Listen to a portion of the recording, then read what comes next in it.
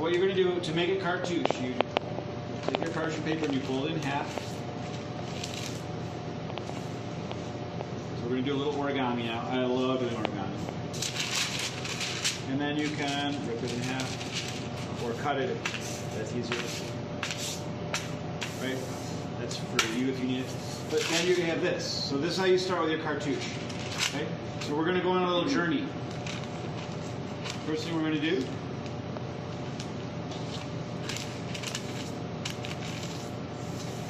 we're going to get in our sailboat. Okay? And we're going to take our sailboat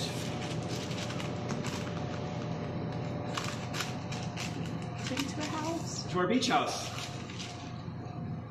Okay? Once we're at the beach house, you're going to notice that the roof has an open side and a closed side. You're going to fold the closed side of the roof over to the open side 3 times, like this. 1, and this might look like a paper airplane. 1, 2,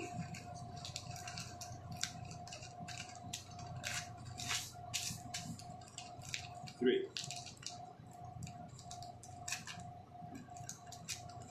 Cartouche.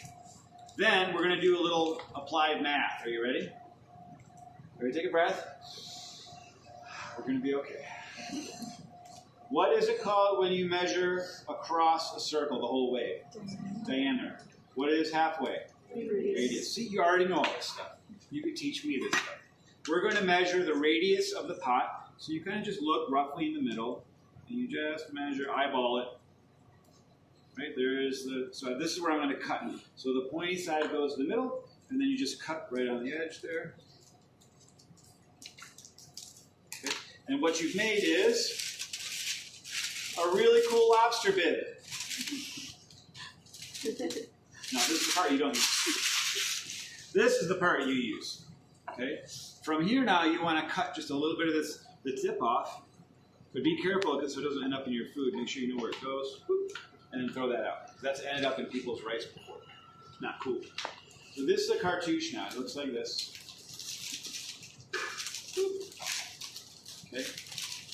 And this represents one small level that makes a big difference. Okay. So you have your nectarine rice, your liquid in there, your aromatics in there. All right, a little bit of salt. You season it. Now we're going to put this directly on top of the grains. Right on the liquid, okay?